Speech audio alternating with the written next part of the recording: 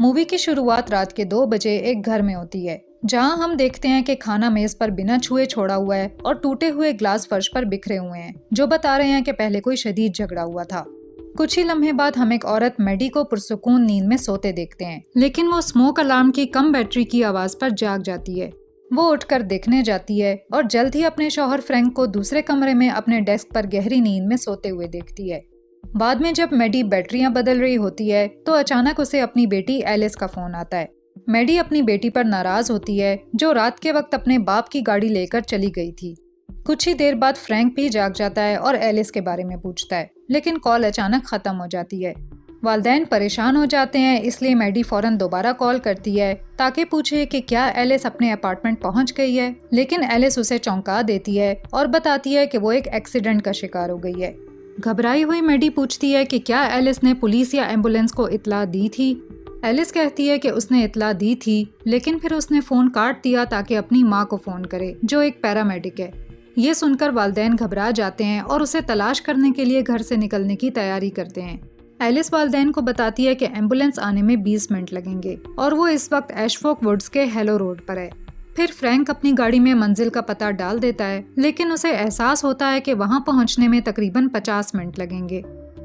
वो एलिस को स्पीकर पर रख देते हैं और जल्द ही पता चलता है कि उसने एक लड़की को टक्कर मारी है, जो उसकी उम्र की लगती है। इससे भी बुरा ये कि लड़की बेहोश है, उसका खून बह रहा है और आंखें खुली हुई हैं। मैडी उसे पुरसुकून करती है और सिखाती है कि लड़की पर सीपीआर कैसे करना है। एलिस अपनी माँ की हर हिदायत मानती है, लेकिन चाहे कुछ भी करे, लड़की का कोई रिस्पांस नहीं आता। फिर अचानक एक जोरदार क्रैकिंग की आवाज आती है और फ्रैंक बेचैनी से पूछता है कि क्या हुआ। तो मैडी समझती है कि लड़की की पसली शायद सीपीआर के दौरान टूट गई है और ऐसे हालात में ये आम बात है।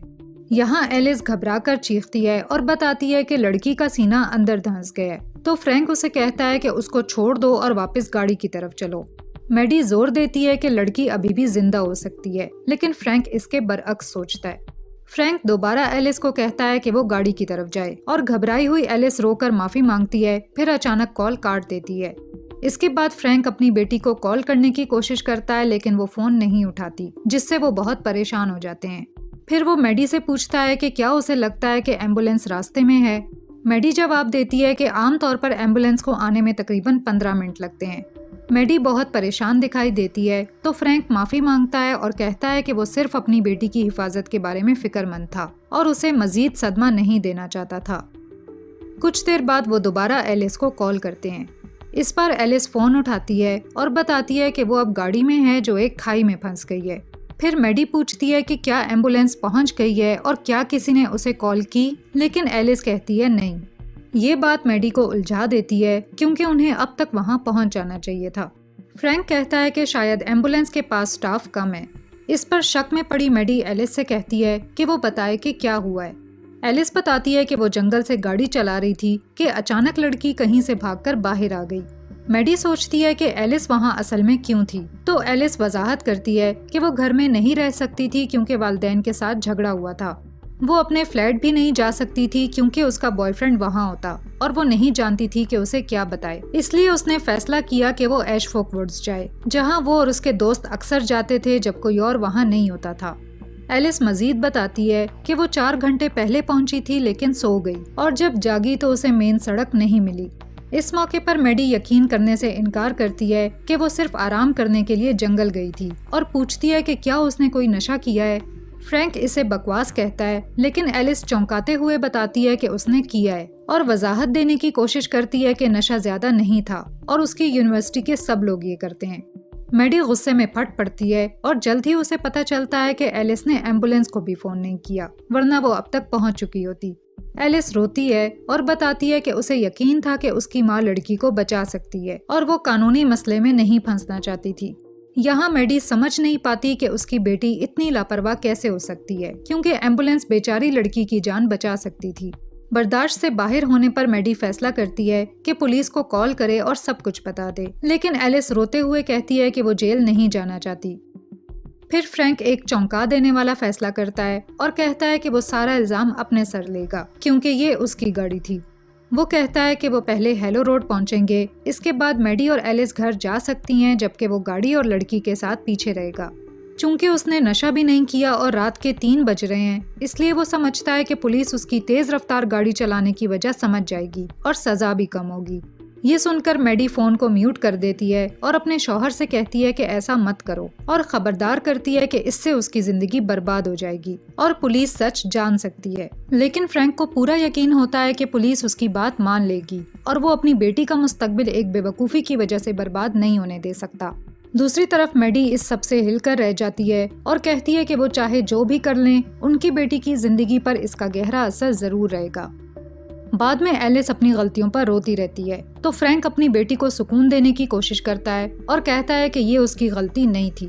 وہ اسے اپنی یونیورسٹی اور نوکری کے بارے میں بات کرنے کو کہتا ہے، لیکن وہ صرف اپنے بوائے فرینڈ کی فکر کرتی ہے، جس پر اچانک اس کا باپ غصے میں آ جاتا ہے۔ وہ چلا کر کہتا ہے کہ چونکہ وہ اس کے مسائل حل کر رہا ہے، اس لیے اسے بالکل ویسا ہی کرنا ہوگا جیسا وہ کہے، اور اب اسے اپنے بوائے فرینڈ سے دور رہنا ہوگا۔ اس کے والدین اس کے بوائے فرینڈ کے خلاف ہیں، جس کی وجہ سے پہلے جھگڑا ہوا تھا، اور اسی جھگڑے کی وجہ سے وہ گھر سے بھاگ گئی تھی۔ تبھی کسی لمحے جی پی ایس انہیں خبردار کرتا ہے کہ وہ ایک موڑ چھوڑ چکے ہیں، لیکن فرینک سوچتا ہے کہ یہ بس خراب ہے اور اسی راستے پر چلتا رہتا ہے۔ میڈی اسے جی پی ایس پر عمل کرنے اور واپس مڑنے کو کہتی ہے، لیکن فرینک اصرار کرتا ہے کہ وہ صحیح راستے پر ہے، جس سے ان کے درمیان ایک بحث شروع ہو جاتی ہے۔ اسی وقت ایلس چلا کر کہتی ہے کہ وہ گاڑی کی لائٹس آتی دیکھ رہی ہے اور سوچتی ہے کہ یہ اس کے ماں باپ ہیں، لیکن فرینک گھبرا جاتا ہے جب اسے احساس ہوتا ہے کہ وہ ابھی بھی 25 منٹ دور ہیں، تو یہ شاید کوئی اور ہے۔ وہ فوراً معصوم ایلس کو خبردار کرتا ہے کہ وہ اپنی ہیڈ لائٹس بند رکھے، لیکن جلد ہی ایک گاڑی اس کے قریب آ جاتی ہے تو فرینک اسے کہتا ہے کہ وہ لاش کو سڑک سے ہٹا دے۔ میڈی کہتی ہے کہ وہ یہ نہیں کر سکتی، لیکن فرینک پر فرق نہیں پڑتا اور اپنی بیٹی کی حفاظت کے لیے وہ مایوسی میں مجبور ہو کر یہ کرتا ہے۔ فرینک کے دباؤ میں ایلس ہچکچاتے ہوئے لاش کو جنگل کی طرف کھینچتی ہے تاکہ کوئی اسے نہ دیکھ سکے۔ پھر اچانک ایک عجیب سی آواز آتی ہے اور ایلس بتاتی ہے کہ لڑکی کا چہرہ بدل رہا ہے اور وہ کسی اور کی شکل اختیار کر رہی ہے۔ والدین سوچتے ہیں کہ کیا ایلس ابھی بھی نشے میں ہے، جبکہ ڈری ہوئی ایلس بھاگنے کی کوشش کرتی ہے، لیکن اچانک ایک عورت کی آواز گونجتی ہے اور پوچھتی ہے کہ کیا وہ ٹھیک ہے۔ پھر وہ عورت سوال کرتی ہے کہ کیا وہ کسی حادثے کا شکار ہوئی ہے، اور دعویٰ کرتی ہے کہ وہ اور اس کا شوہر اس کی مدد کر سکتے ہیں۔ فرینک ایلس کو کہتا ہے کہ عورت کو جانے کو کہے، تو وہ اصرار کرتی ہے کہ وہ اپنے والدین کے ساتھ فون پر ہے اور ٹھیک ہے۔ اس کے باوجود عورت جاننا چاہتی ہے کہ کیا ہوا، تو ایلس ہچکچاتے ہوئے بتاتی ہے کہ وہ ایک چھوٹے حادثے میں پھنس گئی تھی جب ایک ہرن سڑک کے سامنے آ گیا تھا، لیکن عورت جواب دیتی ہے کہ یہاں کوئی ہرن نہیں ہے اور کہتی ہے کہ شاید یہ بس بھاگا ہوا کتا تھا۔ وہ بتاتی ہے کہ اس نے اور اس کے شوہر نے ایلس کی گاڑی کی لائٹس چمکتی دیکھی، تو ایلس اصرار کرتی ہے کہ وہ ٹھیک ہے اور اس کے ماں باپ اسے لینے آ رہے ہیں۔ یہاں وہ عورت اچانک بات کو دوسری طرف موڑ دیتی ہے اور ایلس سے پوچھتی ہے کہ کیا وہ جانتی ہے کہ اس جگہ کو ہیلو روڈ کیوں کہا جاتا ہے۔ وہ بتاتی ہے کہ یہ مقدس زمین ہے جو کہانیوں اور قدیم روایتوں سے بھری ہوئی ہے۔ قدیم زمانے میں یہاں کے پگن لوگ ان جنگلوں میں پریوں کی عبادت کرتے تھے، لیکن اب یہ کہانیاں صرف کیمپ فائر کے قصے بن گئی ہیں۔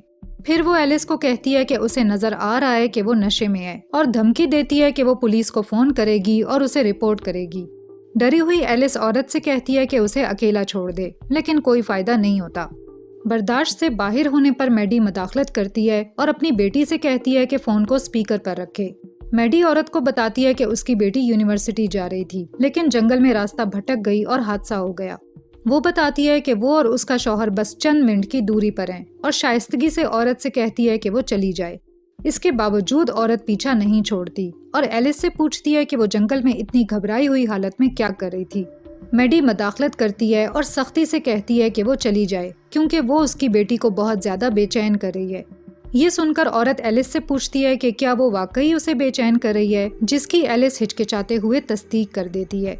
آخرکار یہ بات عورت کو وہاں سے جانے پر مجبور کر دیتی ہے اور اس کے قدموں کی آواز آہستہ آہستہ دور ہوتی چلی جاتی ہے۔ سکھ کا سانس لینے کے بعد میڈی اپنی بیٹی سے کہتی ہے کہ وہ واپس گاڑی میں بیٹھ جائے اور دروازہ لاک کر لے، لیکن تھوڑی ہی دیر بعد ایلس پھر سے گھبرا جاتی ہے اور کہتی ہے کہ وہ عورت جنگل میں ہے اور لگتا ہے کہ اس نے لاش دیکھ لی ہے۔ میڈی اسے پرسکون رہنے کو کہتی ہے اور تسلی دیتی ہے کہ وہ پولیس کو فون کرے، جو اسے بہت پہلے کر لینا چاہیے تھا، لیکن گھبرائی ہوئی ایلس اپنی گاڑی سٹارٹ کر دیتی ہے جو کھائی میں پھنسی ہوتی ہے اور وہاں سے بھاگنے کی کوشش کرتی ہے۔ اسی وقت وہ عورت چیخ کر اسے رکنے کو کہتی ہے اور بتاتی ہے کہ انہوں نے لاش دیکھ لی ہے اور وہ اس طرح وہاں سے نہیں جا سکتی۔ ایلس ماننے سے انکار کر دیتی ہے، لیکن اچانک شیشہ ٹوٹنے جیسی زوردار آوازیں آتی ہیں اور ایسا لگتا ہے کہ اس عورت نے اس کی گاڑی کا شیشہ توڑ دیا ہے۔ اسی لمحے کال اچانک کٹ جاتی ہے۔ والدین گھبرا کر بار بار فون کرتے ہیں لیکن کوئی جواب نہیں آتا۔ مایوسی میں ڈوبا ہوا فرینک گاڑی اور تیز چلا دیتا ہے تاکہ جلد از جلد وہاں پہنچ سکے، جبکہ میڈی ایک بار پھر اپنی بیٹی کو فون کرتی ہے۔ اس بار فون وہ عورت اٹھاتی ہے اور کہتی ہے کہ اس نے اندازہ لگا لیا ہے کہ والدین کو اس لڑکی کے بارے میں پتہ ہے جسے گاڑی نے ٹکر ماری تھی۔ عورت سکون سے بتاتی ہے کہ ایلس اس کی گاڑی میں ہے اور انہوں نے اس کی چابیاں لینے کے لیے گاڑی کا شیشہ توڑا تاکہ وہ خود کو نقصان نہ پہنچا لے۔ وہ یہ بھی کہتی ہے کہ اسے یہ سارا معاملہ مشکوک لگ رہا ہے کیونکہ لڑکی کی لاش کو کافی دور جنگل میں گھسیٹا گیا تھا اور وہاں کوئی پولیس یا ایمبولینس نہیں تھی، بس فون پر یہ دونوں والدین ہی تھے۔ وہ والدین پر الزام لگاتی ہے کہ وہ عقل سے نہیں بلکہ جذبات میں آ کر کام کر رہے ہیں، اور یہ بھی کہ وہ اپنی بیٹی کو بچانے کے لیے اس غریب لڑکی کو مرنے دینے پر تیار ہو گئے تھے۔ یہ سن کر میڈی بتاتی ہے کہ وہ ایک پیرامیڈک ہے، اسی لیے ایلس نے اسے فون کیا تھا، یہ سوچ کر کہ اس کی ماں لڑکی کو بچا لے گی۔ وہ نہیں جانتی تھی کہ ایلس نے ایمبولینس کو فون نہیں کیا، اور جب اسے پتہ چلا تو بہت دیر ہو چکی تھی اور لڑکی مر چکی تھی۔ لیکن وہ سب چونک جاتے ہیں جب عورت بتاتی ہے کہ لڑکی ابھی بھی زندہ ہے اور اس کا شوہر اس کی دیکھ بھال کر رہا ہے۔ یہ ان کے لیے حیران کن بات ہے اور وہ اس بات سے اور زیادہ الجھن میں پڑ جاتے ہیں کہ عورت نے سب کچھ ہونے کے بعد بھی پولیس کو فون نہیں کیا۔ وہ اپنی بیٹی سے بات کرنا چاہتے ہیں لیکن عورت اصرار کرتی ہے کہ پہلے وہ سچ بولیں اور پوچھتی ہے کہ آج رات کیا ہوا تھا۔ تو فرینک اعتراف کرتا ہے کہ ایلس نے جنگل سے گاڑی چلاتے ہوئے غلطی سے لڑکی کو ٹکر مار دی، لیکن وہ میں تھا جس نے اسے لاش چھپانے کو کہا تھا۔ یہ سن کر عورت کہتی ہے کہ کوئی بھی والدین نہیں چاہتے کہ وہ اپنے بچوں کے خلاف جا کر انہیں کسی بات سے منع کریں، لیکن جب بچے بڑے ہو جاتے ہیں اکثر تب بہت دیر ہو چکی ہوتی ہے۔ وہ بتاتی ہے کہ وہ اور اس کا شوہر یہ سب تجربے سے سیکھ چکے ہیں اور تب سے اپنی غلطیوں کی قیمت چکاتے آ رہے ہیں۔ پھر عورت آخر کار فون ایلس کو واپس کرتی ہے اور اسے پانی دیتی ہے اور کہتی ہے کہ وہ بہت زیادہ پانی کی کمی کا شکار لگ رہی ہے۔ ایلس اپنے والدین سے بات کرتی ہے اور سوچتی ہے کہ وہ کیسے نہیں دیکھ سکی کہ لڑکی ابھی زندہ ہے۔ فرینک کہتا ہے کہ شاید وہ حادثے سے ابھی بھی ہلکان تھی، اس لیے ممکن ہے کہ اس نے خود کو یقین دلایا کہ لڑکی مر گئی تھی۔ فرینک فیصلہ کرتا ہے کہ وہ پلان کے مطابق چلیں گے اور وہ کہیں گے کہ گاڑی چلانے والا وہی تھا، لیکن میڈی اصرار کرتی ہے کہ یہ ایلس کا فیصلہ ہونا چاہیے کیونکہ وہ جانتی ہے کہ جب کوئی اپنے کیے کے نتائج کا سامنا نہیں کرتا تو کیا ہوتا ہے۔ یہ سن کر ایلس ٹوٹ جاتی ہے اور بتاتی ہے کہ اس نے لڑکی کے جسم میں اپنا چہرہ دیکھا اور خوفزدہ ہو کر اسے وہاں چھوڑ دیا۔ وہ اعتراف کرتی ہے کہ اگر لڑکی زندہ بچ گئی تو وہ اس سے معافی مانگے گی اور اپنے کیے کی پوری ذمہ داری لینے کا فیصلہ کرتی ہے۔ پھر وہ پوچھتی ہے کہ وہ کتنے فاصلے پر ہیں اور فرینک جواب دیتا ہے کہ بس چند منٹ باقی ہیں، تو ایلس کہتی ہے کہ وہ جلد انہیں دیکھے گی اور فون کاٹ دیتی ہے۔ کچھ ہی دیر بعد وہ آخر کار ہیلو روڈ پہنچ جاتے ہیں، لیکن وہ ایک چونکا دینے والا منظر دیکھ کر حیران رہ جاتے ہیں۔ ایلس کہیں نظر نہیں آ رہی اور نہ ہی وہ پراسرار عورت، بس گاڑی بچی ہے جس کے شیشے ٹوٹے ہوئے ہیں۔ جلد ہی وہ ایک مردہ لڑکی کو سڑک کے درمیان میں پڑا دیکھتے ہیں اور سمجھ جاتے ہیں کہ عورت نے جھوٹ بولا تھا کہ وہ زندہ ہے۔ میڈی فوراً حکام کو کال کرتی ہے اور سب کچھ بتانا شروع کر دیتی ہے، لیکن اچانک افسردہ فرینک اس کے پاس آتا ہے اور کانپتی ہوئی آواز میں بتاتا ہے کہ وہ مردہ لڑکی حقیقت میں ان کی اپنی بیٹی ہے۔ میڈی خود دیکھنے کے لیے آگے دوڑتی ہے اور خوفناک حقیقت کا سامنا کرتے ہی زوردار چیخ مارتی ہے۔ اس کے باوجود میڈی یقین کرنے سے انکار کرتی ہے کہ یہ اس کی بیٹی ہے اور یاد کرتی ہے کہ ایلس نے کہا تھا کہ لڑکی کا چہرہ بدل رہا تھا اور وہ کچھ بھیانک آوازیں بھی سن چکے تھے۔ فرینک کہتا ہے کہ یہ ممکن نہیں ہے، لیکن میڈی متفق نہیں ہوتی اور دوبارہ اپنی بیٹی کو فون کرتی ہے۔ ایلس بتاتی ہے کہ وہ ابھی بھی جنگل میں ہے، تو والدین گاڑی میں بیٹھ کر اسے تلاش کرنے کے لیے روانہ ہوتے ہیں۔ اس دوران ایلس پوچھتی ہے کہ وہ ہاسپٹل کیوں نہیں جا رہے، جس پر وہ پراسرار عورت جواب دیتی ہے کہ لڑکی اسی وقت مر گئی تھی جب اسے ایلس کی گاڑی نے ٹکر ماری تھی۔ ایلس گھبرا کر پوچھتی ہے کہ اس کے ماں باپ کہاں ہیں، لیکن عورت بتاتی ہے کہ اب وہ اور اس کا شوہر اس کے ماں باپ ہیں۔ وہ وضاحت کرتی ہے کہ اس کے اصل ماں باپ اسے نہیں سنوار سکتے، اس لیے اس کے نئے ماں باپ یہ کام کریں گے، بالکل ویسے ہی جیسے انہوں نے اس سے پہلے کئی بچوں کے لیے کیا تھا۔ گھبرائی ہوئی ایلس کہتی ہے کہ اسے جانے دیا جائے۔ اسی وقت اس کے والدین دو راستوں پر آ جاتے ہیں اور نہیں جانتے کہ کون سا راستہ لینا ہے۔ یہاں میڈی دور ایک سرخ روشنی دیکھتی ہے اور بائیں مڑتی ہے، جبکہ وہ عورت ایلس کو نصیحتیں دیتی رہتی ہے۔ عورت کہتی ہے کہ ماں باپ ہمیشہ اپنے بچے کو زندگی کے نتائج سے بچانے کی کوشش کرتے ہیں اور انہیں محفوظ رکھنے کے لیے کہانیاں بنا دیتے ہیں۔ وہ ایلس سے پوچھتی ہے کہ اسے کیا لگتا ہے کہ اس کے ماں باپ اس کے لیے کتنی دور تک جائیں گے اور اس لامحدود سڑک پر کب تک چلتے رہیں گے۔ اسی وقت فرینک اور میڈی اس سڑک پر پہنچتے ہیں جہاں ایک پولیس کی گاڑی ان کا راستہ روک رہی ہوتی ہے۔ فرینک آفیسر سے کہتا ہے کہ راستہ کھولیں، جبکہ میڈی عورت سے منت کرتی ہے کہ وہ اس کی بیٹی کو معاف کرے اور اسے ایک اور موقع دے، لیکن عورت کہتی ہے کہ اب بہت دیر ہو چکی ہے اور پھر کال اچانک کٹ جاتی ہے۔ والدین جو خوف سے کانپ رہے ہوتے ہیں کئی بار فون کرتے ہیں لیکن اس بار کوئی جواب نہیں دیتا۔ اگلی صبح ہم دیکھتے ہیں کہ پولیس کے تفتیش کار موقع پر معائنہ کر رہے ہیں اور وہ نتیجہ نکالتے ہیں کہ ایلس نشے میں تھی اور کھائی میں جا گری تھی۔ ہوش کھوئی ہوئی ایلس پھر سڑک کے بیچ میں دوڑ گئی جہاں اسے اندھیرے میں کسی نے ٹکر مار دی۔ اس سے ڈر کر ڈرائیور گھبرا گیا، اس نے ایلس کی لاش چھپا دی اور وہاں سے بھاگ گیا۔ آفیسرز میں سے ایک بتاتا ہے کہ والدین کو یقین ہے کہ یہ ان کی بیٹی نہیں ہے کیونکہ حادثے کے وقت وہ فون پر اس سے بات کر رہے تھے، لیکن دوسرے آفیسر کا خیال ہے کہ وہ دونوں صدمے کا شکار ہیں کیونکہ وہ ابھی بھی ایلس کی موت کو قبول کرنے کی کوشش کر رہے ہیں، اور مووی یہاں ختم ہو جاتی ہے۔ مووی پسند آئی ہو تو ویڈیو پر لائک اور کمنٹ ضرور کریں، اور ایسے ہی مووی ریکیپس دیکھنے کے لیے چینل کو سبسکرائب کریں۔ Thanks for watching.